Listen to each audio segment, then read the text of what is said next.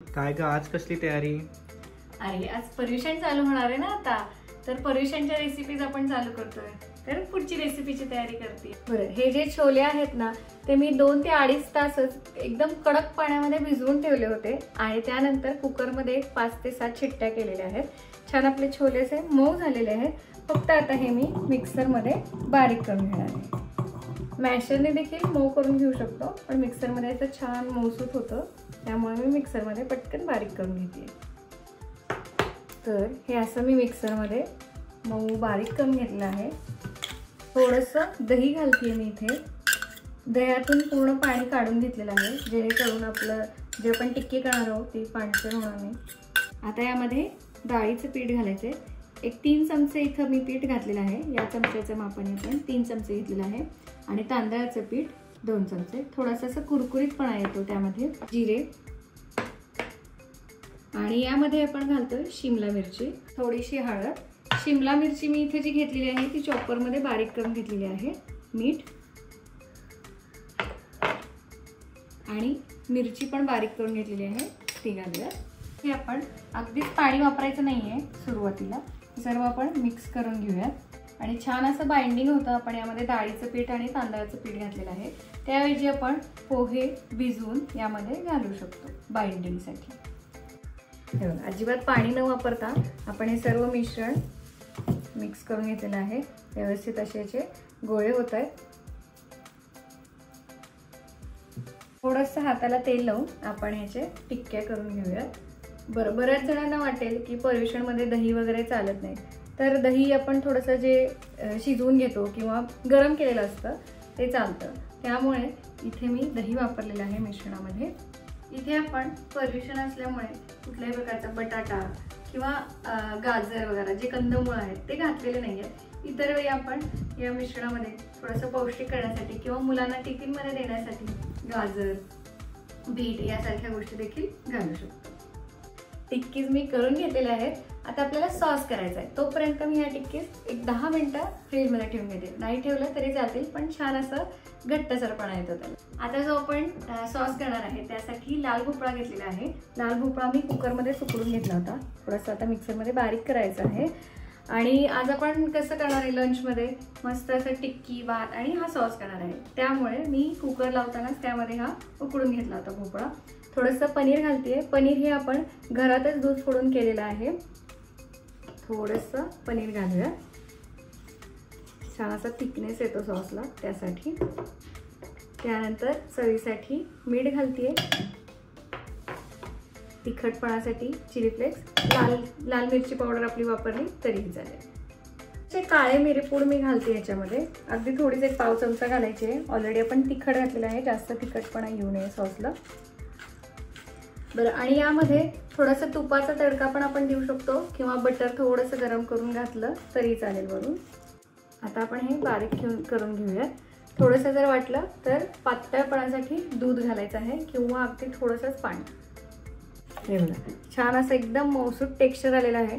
थोडंसं मला कलर पांढरा वाटतोय, त्यामुळे मी अगदी थोडीशी हळद घालते। खूप जास्त पण हळद घालू नका, जास्त हळद घातली की जरा काळजीसारखं आणि कडवटसर चव येईल।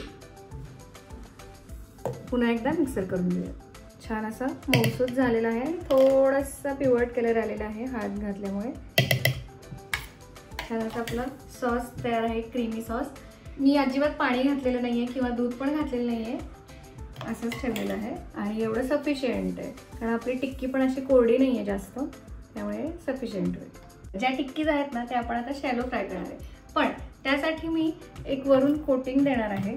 थोडंसं इथे मी तांदळाचं पीठ आणि डाळीचं पीठ घेतलेलं आहे आणि अगदी किंचित असं मीठ घालते, जेणेकरून वरचं जे कोटिंग आहे ते खाताना आपल्याला म्हणजे बिनमिठाचं वगैरे लागणार नाही।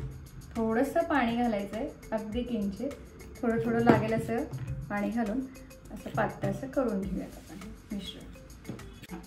आपण ह्या पिठाऐवजी मैदा किंवा कॉर्नफ्लोअर असतं ते घेतलं तरी चालेल। अशी कन्सिस्टन्सी हवी आपल्याला, छान असं दोन्ही बाजूनी कोटिंग बसेल। तवा मी गरम करायला ठेवलेला आहे। चला आता आपण गॅसकडे वळूया। छान अशा आपल्या टिक्क्या मी फ्रीजमधून काढून ठेवलेल्या आहेत। तवा गरम होतोय, थोडंसं पॅन गरम झालं की आपण त्यामध्ये तेल सोडूया. आता आपण पॅनमध्ये थोडंसं तेल घालूया. हे काय तेलात कसं काय पाणी पडलं? तेलाच्या वाटीत बहुतेक थोडंसं पाणी पडलं होतं, त्यामुळे तेल आपण पॅनवर घातलं की सगळं तडतडलं आणि आपल्या कॅमेरामॅननी कॅमेरा बंद केला. तर आता आपण जे पेस्ट करून घेतली होती तांदळाचं पीठ आणि डाळीचं पीठ, त्यामध्ये या टिक्की ज्या आहेत त्याच्या बुडवून घेणार आहोत. आणि तेल आता थोडंसं गरम आहे, पॅनमध्ये सगळ्या टिक्क्या सोडून घेऊया. मस्त असं हे कोटिंग जे आहे ना ते स्किप केलं तरी चालेल. त्याऐवजी आपण बारीक रवा वगैरे असतो ना त्याचं कोटिंग केलं, किंवा आपले जे शेवया असतात की नाही, बारीक शेवया आपण करून घेतो गव्हाच्या वगैरे, त्याचं कोटिंग केलं तरीही छान लागतं. असं खाताना एक कुरकुरीतपणा येतो. आता छान असे एका बाजूने हे लालसर होईपर्यंत ठेवूयात आणि नंतर दुसऱ्या बाजूने लालसर करून घेऊयात. आता आपण हे शॅलो फ्राय करतोय, याऐवजी पूर्ण तेलामध्ये तळलं तरीही चालेल. टिक्की होतीये तोपर्यंत आपण सॅलडची तयारी करूयात. सॅलडसाठी तर मी काकडी घेतलेली आहे. मस्त असे बघा असे छान असे पील करून घ्यायचे. खाताना पण असं छान लागतं. थोडंसं मीठ वरून शिंपडणार आहे, नाही शिंपडलं तरी चालेल. आता आपण चेक करूयात. हे बघा मस्त अशी टिक्की आपली खालून एक साईडने लालसर झाली आहे. छान अशा आरामात मिक्स आहेत टिक्क्या. आपण हे दुसऱ्या बाजूने देखील असंच लालसर करून घेऊयात. हे अगदी मंद आचेवरच आपल्याला शॅलो फ्राय करून घ्यायचे दोन्ही बाजूनी. खूप मोठा गॅस केला तर आतून ते कच्चे राहू शकतात. हे मस्त असे आपले दुसऱ्या बाजूने पण खरपूस तयार आहेत लालसर होऊन. चला तर मग आता आपण हे सर्व करूयात. मस्त असं भात ठेवलेला आहे मी इथे. मस्त अशा टिक्क्या सर्व केल्या की आपण थोडंसं जे सॅलड तयार केलेलं आहे ते पण ठेवूया. सॅलड घालते मी इथे. मस्त असं खाताना आपल्याला टेस्ट येईल. आणि वरून आपण थोडं थोडं एक तर चाट मसाला आणि थोडंसं लाल तिखट घालते. आणि मस्तपैकी आपला सॉस जो आहे तो भरपूर घेणार आहोत. सुंदर छान अशी आपली पर्युषणसाठी खास केलेली रेसिपी तयार आहे. अगदीच मस्त झालं नेहमीसारखं. सुंदर. मला पण भूक लागली आहे. इतकी सुंदर झाली आहे ना, तर आमच्या जो ओंकार आहे त्याला कंट्रोल होत नाही. तो पण आज आपल्या व्हिडिओ मध्ये आलेला आहे.